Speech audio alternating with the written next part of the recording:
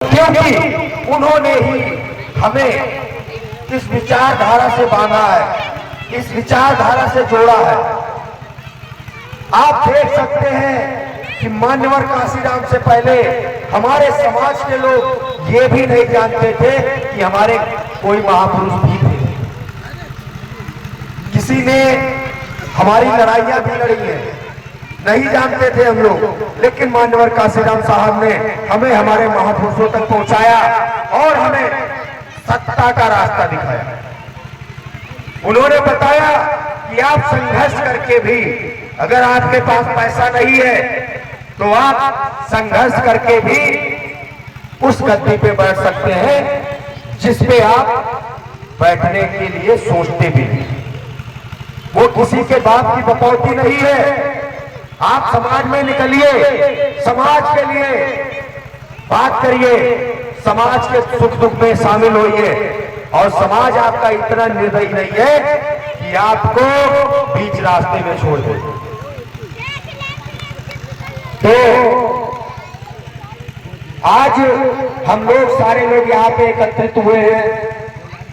आज ही के दिन 26 नवंबर 1949 में हमारे भारतीय संविधान को संसद में पेश किया गया था और उसे मंजूरी मिली थी।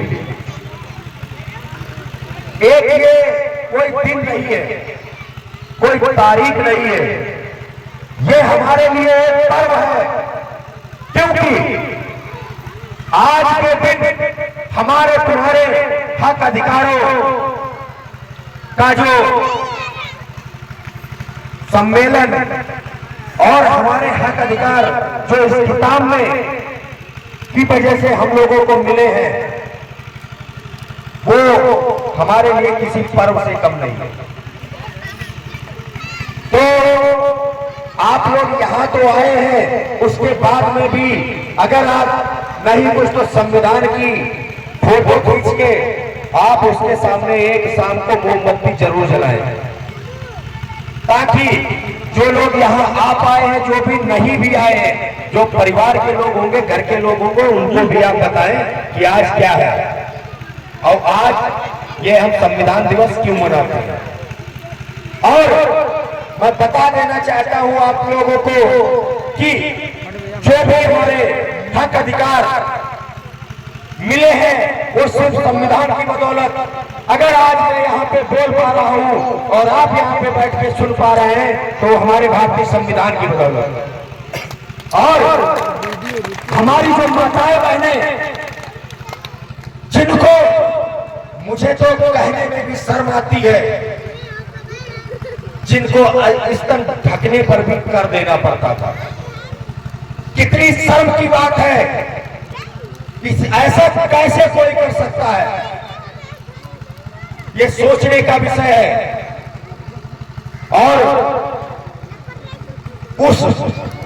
और हमारे लोगों को ना ही धन रखने का अधिकार था, ना ही संपत्ति रखने का अधिकार था। सारे हक अधिकारों से वंचित थे हम लोग। लेकिन वही कहते हैं ना कि देश में और विदेश में अनेकों डॉक्टर पैदा हुए होंगे, लेकिन दलित, पिछड़ों, माइनॉरिटी और महिलाओं के मुक्तिदाता अगर कोई डॉक्टर पैदा हुए हैं तो वो डॉक्टर B.R. अम्बेडकर हैं, जिन्होंने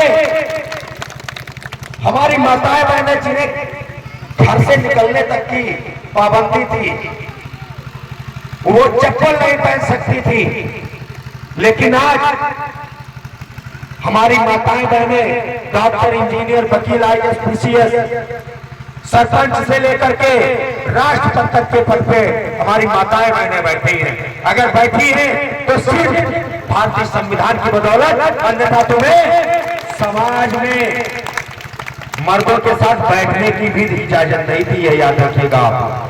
और मैं देखता हूं सबसे ज्यादा हमारी माताएं बहनें ही पाखंडवाद में उलझी रहती हैं। वही मैं देखिए ये नहीं कहता कि आप पूजा पाठ बिल्कुल सब बंद करो, भाई आप जो करना चाहते हो करो, आप स्वतंत्र देश के स्वतंत्र नागरिक हैं। लेकिन मैं ये जरूर कहूंगा कि वो करो जो तुम्हारे लिए तुम्हारे बच्चों के लिए, तुम्हारी पीढ़ी के लिए और तुम्हारे समाज के लिए लाभदायक साबित हो। वही बाबा साहब ने कहा था कि मंदिर में अगरबत्ती जला के 1 घंटा बजाने से अच्छा है कि घर में मोमबत्ती जला के 1 घंटा पढ़ाई कर लेना, जिससे अगर आप पर डे सुबह शाम मंदिर जाते हैं 1 घंटे के लिए, 2 घंटे के लिए, उतना समय अगर आप इन किताबों को दे देंगे ना,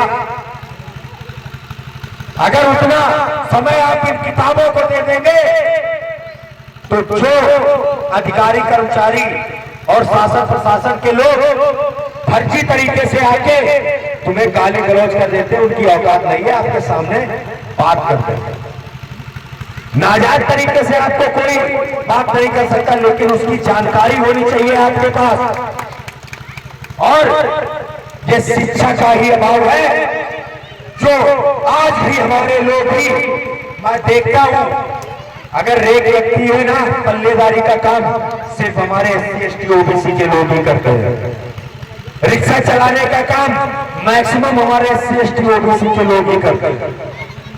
लेबरी का काम मैक्सिमम हमारे SC ST OBC के ही लोग करते हैं। करते हैं नहीं करते, गलत बोल रहा भाई। क्या बाबा साहब ने सिर्फ यही हमें दिया था अपने संविधान में कि कुछ लोग बैठ के सत्ता का मजा लेंगे और हम लोगों पे शासन करेंगे?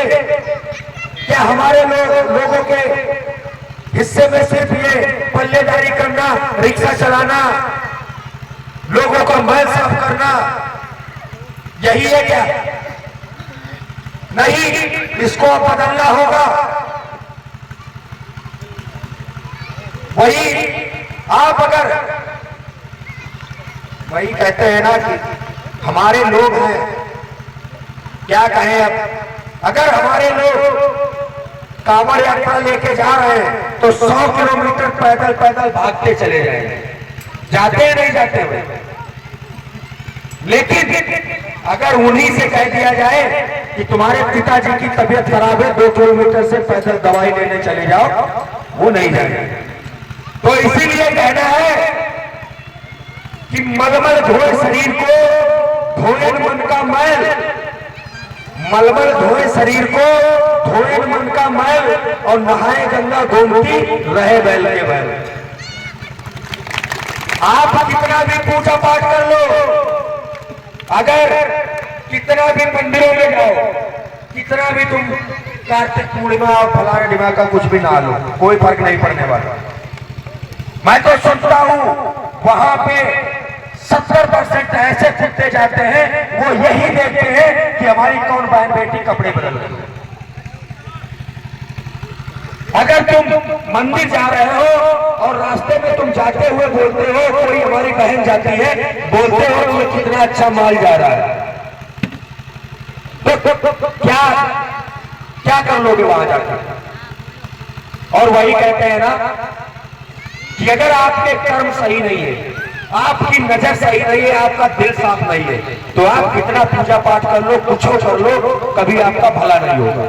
लेकिन अगर आप मन से साफ है, दिल से साफ है, अपनी बहन की तरह दूसरे की बहन को भी बहन की तरीके से देखते हैं, जिस तरीके से आप अपनी संपत्ति का बचाव करते हैं, आप अपने साथ कलंक नहीं होने देना चाहते हैं, इसी तरह आप अगर दूसरे की संपत्ति पे भी गलत नजर नहीं रखते हैं, तो आपको किसी मंदिर मस्जिद जाने की कोई जरूरत नहीं है।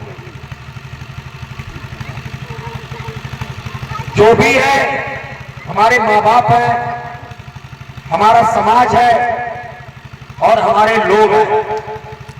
वही कहते हैं ना कि अगर अपने समाज का हाथ पकड़ के चलोगे तो कभी भी किसी के पैर पकड़ने की जरूरत कभी भी नहीं पड़ेगी। और क्योंकि एकता में बल है, ये हर कोई बताता है। आप आज देख लीजिए, हमारे लोग कुछ जागरूक होने लगे हैं, तो आज जो कल संविधान बदलने की बात कर रहे थे, आज संविधान को नमन कर रहे हैं। ये होती है एकता की ताकत। और जो संविधान बदलने की बात करते हैं और सोचते हैं कि हम अपने महापुरुषों की विचारधारा से अलग हो जाएंगे, तो उनके लिए दो पंक्तियां बोलना चाहूंगा कि मुट्ठी भर लोग बाबा साहब पेरियार लाल यादव ज्योतिबा फुले के विचारों को मिटाना चाहते हैं। उन्हें दिक्कत नहीं है कि तुम मूर्ति लगा रहे हो, उन्हें दिक्कत यह है कि अगर मूर्ति लग गई और फिर उनके बच्चे पूछेंगे कि ये कौन है, इनका महत्व क्या है, इनकी मूर्ति क्यों लगी है, तो उनके बारे में वो पढ़ेंगे, जानेंगे और फिर हमारा ये पाखंडवाद अंधविश्वास चलने वाला नहीं है। दिक्कत उन्हें इस बात की है, दिक्कत उन्हें तुम्हारी मूर्तियों से नहीं है, दिक्कत उन्हें है तुम्हारे अंदर जो एक विचारधारा बढ़ रही है। हमारे समाज में, बहुजन समाज में जो ये बाबा साहब के नाम से, ज्योतिबा फुले के नाम से, पेरियार लाल यादव के नाम से, जननायक मदारी पासी के नाम से, मानव काशीराम साहब के नाम से, तमाम हमारे महापुरुषों के नाम से जो हमारी विचारधारा आगे बढ़ रही है, दिक्कत इस बात से क्योंकि अगर हम लोग अपने समाज के जो महापुरुष रहे हैं, बहुजन समाज के, उनकी विचारधारा पे चलने लगे तो फिर इनका धंधा ठप हो जाएगा। तो इसीलिए ये लोग आपको उलझाएंगे, लेकिन आप उलझना नहीं है, संयम से काम लीजिए। और वही कहते हैं ना, जो लोग बोलते हैं कि आप हमें वोट दीजिए, हम आपके हक अधिकारों की लड़ाई लड़ेंगे, आपका काम करेंगे, आपकी मदद करेंगे, लेकिन ये याद रखिए मेरे साथियों, जो लोग तुम्हारे गिलास का पानी नहीं पीते, जो लोग तुम्हारे घर का खाना नहीं खाते, वो लोग तुम्हारे हक अधिकारों की बात कैसे कर सकते हैं, यह याद करके देखिएगा। क्या वो सोचते हैं कि तुम भी हमारी बराबरी में कुर्सी पे बैठो आके? कभी नहीं सोचते। तो इन चीजों को समझो। वही कहते हैं जो संविधान बदलने की बात करते हैं, उनके लिए दो पंक्तियां और बोलना चाहूंगा। पहली बात तो वो पूरी नहीं हुई थी पंक्तियां, उनको ही पहले बोल देता हूं कि मुट्ठी भर लोग बाबा साहब पेरियार लाल यादव जननायक मदारी पासी के विचारों को मिटाना चाहते हैं, कि मुट्ठी भर लोग बाबा साहब फुले पेरियार लाल यादव जननायक मदारी पासी के विचारों को मिटाना चाहते हैं। और नादान है वो चूतिए, और नादान है वो चूतिए जो संविधान को मिटाना चाहते हैं। और आप लोगों से और एक बात बोलते जाता हूं कि धूल चटा दो उनकी दो को, धूल चटा दो उनकी दो को, जो घर में घुस के घात करे। अपने ही समाज के लोग अपने ही लोगों का गला काटने का काम करते हैं। हमारे समाज के नेता नहीं है क्या? लेकिन हमारे समाज के लोग जब मारे जाते हैं, प्रताड़ित किए जाते हैं, तो कहां पर जाते हैं वो लोग? तो मैं कहना चाहूंगा कि धूल चटा दो उनकी दो को, जो घर में घुस के घात करें, और वोट न देना उन कुत्तों को जो संविधान बदलने की बात करें। और जो लोग बोलते हैं कि भीम आर्मी के लोग तरह तरह की बातें करते हैं, मंदिरों के बारे में उल्टा बोलते हैं, देवी देवताओं के बारे में उल्टा बोलते हैं। जो सरकारें आज हमारे समाज को स्कूलों की तरफ भेजना चाहिए, वो ना ही स्कूल, आप देखे होंगे अभी बहुत जल्दी हजारों स्कूल बंद करने का फरमान आ गया था। वहां पढ़ने कौन जाता है? हमारे तुम्हारे बच्चे, क्योंकि वो तो दक्षिणा में महीने का 50,000 ले ही रहे हैं, वो सरकारी स्कूल थोड़ी भेजेंगे। तो मैं उन लोगों से बोलना चाहता हूं जो मंदिर पे ज्यादा फोकस करके, धर्म पे ज्यादा फोकस करके, लेकिन हमारे समाज को नहीं देखते हैं, हमारी जनता की तरफ नहीं देखते हैं, हमारे बेरोजगार युवाओं की तरफ नहीं देखते हैं। उन सरकारों को मैं बोलना चाहूंगा कि ना दिक्कत हमें मंदिरों से है, ना दिक्कत हमें शिवालयों से, ना दिक्कत हमें मंदिरों से है, ना दिक्कत हमें शिवालयों से। ना मंदिरों की बात हो, ना शिवालयों की बात। ध्यान से सुनिएगा और सरकार में बैठे लोगों तक अगर ये हमारा वीडियो पहुंचे, वो भी ध्यान से सुने और समझे कि ना मंदिर की बात हो, ना शिवालयों की बात हो। अरे जनता बेरोजगार है साहब, पहले तो निवालों की बात हो। ना हमें दिक्कत तुम्हारे बजट से है, ना हमें दिक्कत तुम्हारी आजाद से है, ना हमें दिक्कत तुम्हारे बजट से है, ना हमें दिक्कत तुम्हारे अजान से है। हमें दिक्कत तो है तो बॉर्डर पे मरते हुए किसान से है और खेतों में खुदकुशी करते किसान से है, जो हमारे लिए देश की रक्षा के लिए वहां खड़े हैं। जितना आपने मंदिरों में पैसा लगाया है, अगर उनके लिए अच्छी सुविधाएं कर देते तो कितना अच्छा होता। हर नौजवान, हर जवान को क्यों नहीं बुलेट प्रूफ जैकेट दे देते। अगर तुम हजारों करोड़ रुपया मंदिरों में और लोगों के ऊपर फूल बरसाने में लगा सकते हो, तो जो हमारे किसान भाई 20,000, 50,000, 30,000, 1 लाख का कर्जा लिए हुए हैं और उन्हें ये दिन आ गए हैं कि वो 50,000 रुपए के लिए खुदकुशी कर लेते हैं। आज अगर बात करें भारतीय संविधान में, तो हमें हर चीज में बराबर के हक अधिकार है। शिक्षा में, नौकरी में या सरकारी जो भी नौकरियां हैं या राजनीतिक जो भी पद है, सब में हमें बराबरी का अधिकार है। लेकिन क्या ऐसा हो रहा है? नहीं हो रहा। या तो मनवादी बन रहे हैं, सामंतवादी बन रहे हैं, या तो उनके तलवे चाटने वाले उनके गुलाम बन रहे हैं। मैं देखता हूं कि अगर एससी सीट है तो उनके यहाँ जो गोबर उठाता है उसको विधायक, मंत्री और ब्लॉक प्रमुख, प्रधान बना दिया जाता है। भाई आप लोग सोच के देखिए, वो आपका बिरादर, आपके समाज का आदमी नहीं है जो आप उसको समाज और बिरादरी दे के वोट दे देते हैं। ये आप देखिए वो किसी का कुत्ता है, किसी ने उसके गले में अपना पट्टा डाल रखा है। तो इन चीजों को, ये वोट का अधिकार जो हम लोगों को मिला है, वही बाबा साहब ने कहा था कि ये जो वोट का अधिकार हम तुम्हें दिलवा रहे हैं, तो ये याद रखिएगा, इसकी रक्षा तुम्हें अपनी रोटी और बेटी की तरह करनी पड़ेगी। ये याद रखिएगा। जिस तरीके से आप अपने बहन बेटियों की इज्जत करते हैं, अपनी माँ बहन की इज्जत करते हैं, उसी तरीके से इस देश में वोट की कीमत है। इस वोट का उपयोग और इसकी इज्जत आप अपनी बहन बेटी की इज्जत की तरह करिए, क्योंकि इसी वोट की बदौलत आप किसी को सत्ता में बिठा सकते हैं और इसी वोट की बदौलत आप उसको जमीन पे ला सकते हैं। तो आप लोग अगर बाबा साहब को मानते हैं, तो जिस तरीके से आप 500 रुपए, 1000 रुपए में या 1 किलो बकरा 2 पौवा पे वोट बेच देते हो, क्या अपनी बहन बेटी को बेच दोगे? क्या अभी नहीं।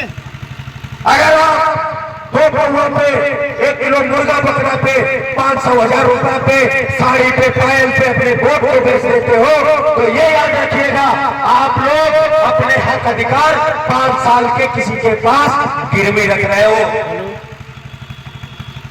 और मैं आप लोगों से ये तो नहीं कह सकता कि नहीं मैं आपके खाते में 15-15 लाख रुपए भिजवाऊंगा, लेकिन अगर हमारे जो बड़े भाई चंद्रशेखर आजाद हैं, बड़े भाई विनय रतन सिंह हैं, बड़े भाई कुलदीप भार्गव जी हैं, ऐसे नेता अगर मुख्यमंत्री या प्रधानमंत्री की कुर्सी पे बैठे तो ये मैं वादा करता हूं कि जिस स्कूल में डीएम का बच्चा पढ़ रहा होगा उसी स्कूल में एक रिक्शा चलाने वाले का भी बच्चा पढ़ रहा होगा, ये याद रखिएगा। और सबसे ज्यादा जो भी अगर हमारे लोगों के शासनकाल आता है तो सबसे ज्यादा जोर जो दिया जाएगा वो शिक्षा पे दिया जाएगा, क्योंकि शिक्षा ही वही चाबी है जिससे हर ताला खोला जा सकता है। चाहे वो गरीबी का ताला हो, चाहे वो लाचारी का ताला हो, चाहे वो किसी तरीके का ताला हो, चाची जाति प्रताड़ना का ताला हो। मैं तो कहता हूँ एक बाल्मीकि समाज का अगर डीएम बन के आता है, मैं कहता हूँ किसी की औकात है, वो चाहे किसी भी बिरादरी का हो, किसी भी जाति का हो, किसी भी धर्म का हो, उसके सामने वो उसको उसकी जाति से संबोधित कर सकता है। क्या है किसी की औकात? तो आप अपने आप को, अपने बच्चों को उस कदर बनाइए, और खास तौर से हम अपनी बेटियों को उस कदर बनाए कि जो उनकी तरफ गंदी नजर से देखते हैं तो उनकी नजर उनकी चप्पल से ऊपर न बढ़ पाए। और ये मैं आप लोगों को, हाँ, और जो लोग हमारे SC ST दलित पिछड़े शोषण वंचित समाज को अगर पैर की जूती समझते हैं तो उन लोगों को मैं बता दूं कि जिस दिन पैर की जूती सर पे पड़ती है ना तो आवाज बहुत बढ़िया आती है। तो हमारे समाज के लोगों को पैर की धूल या पैर की जूती समझने की कोशिश मत करना, क्योंकि जब भी हमारे देश को जरूरत पड़ी है कलम की तो हमारे लोगों ने कलम की दम पे देश की मदद की, और जब भी जरूरत पड़ी है हमारे बहुजन समाज की देश को तलवारों की तो हमारे महापुरुषों तलवारों के दम पे भी देश की रक्षा और अपने समाज की रक्षा करना जानते हैं।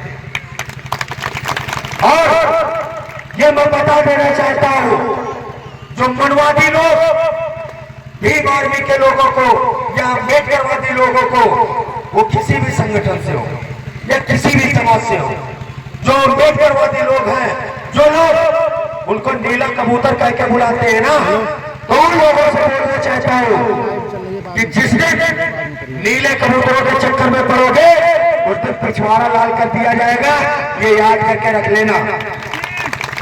और जो अभी तक चलता रहा है देश में और जिले में, वो आगे नहीं चल पाएगा, क्योंकि पूरे जिले में ही नहीं, पूरे प्रदेश में ही नहीं, पूरे देश में भीम आर्मी का डंडा और झंडा दोनों मजबूत हो चुके हैं। जहां पे जरूरत होगी झंडे की तो अपने झंडे से हम अपनी सरकार बनाएंगे, और अगर जरूरत पड़ी डंडे से तो तुम्हें भली भांति समझाएंगे। जहां से डंडे की जरूरत पड़ी तो डंडा भी मजबूत है और ये इतनी जल्दी टूटने वाला नहीं है। और ये जो मैं बोल पा रहा हूं और आज समाज के बीच में कर पा रहा हूं, तो ये सिर्फ आप सब लोगों की ताकत है। आप ही सब लोग हमारी ताकत है। हमारा बहुजन समाज भी हमारा परिवार है। और आज जो आप ये 4 बूंदे ओस की अपने सर पे, अपने शरीर पे भीम आर्मी के लोगों के लिए ले रहे हो, तो मैं कसम खाता हूं कि जिस दिन भीम आर्मी के लोगों की जरूरत तुम्हें पड़ी तो भीम आर्मी के लोग तुम्हारे लिए अपने शरीर का एक एक खून का कतरा बहा देंगे, ये याद रखिएगा। अगर आपको भीम आर्मी के लोगों की जरूरत दिन में 24 घंटे और सप्ताह में 7 दिन और साल में 365 दिन भीम आर्मी के लोग आप लोगों की सेवा में सदैव तत्पर है। सरकारी दफ्तर बंद हो सकता है, लेकिन भीम आर्मी का दफ्तर अपने लोगों के लिए 24 घंटे खुला रहेगा, ये याद रखिएगा। और मैं यही बता रहा हूं और ये भी एक आप लोगों को सूचना दे दूं कि आने वाले 2026 के चुनाव में चाहे पंच का इलेक्शन हो, चाहे बीडीसी का हो, चाहे प्रधानी का हो, चाहे ब्लॉक प्रमुखी का हो, चाहे जिला पंचायती का हो, सारे कैंडिडेट हमारे खड़े किया जाएंगे। आप लोग अपने अपने क्षेत्र में अपनी अपनी तैयारी करवाओ।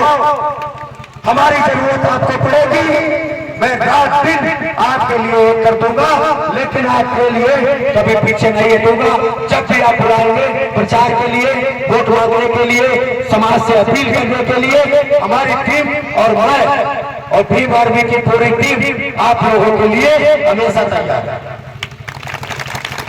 क्योंकि मेरा यही मानना है, जब तक हमारे हाथ में सत्ता नहीं होगी तब तक हम लोग अपने समाज की लाठियां बचा सकते हैं, अपने सर पे ले सकते हैं, लेकिन अपने समाज के हक अधिकार हम अपने हाथ से नहीं दे सकते।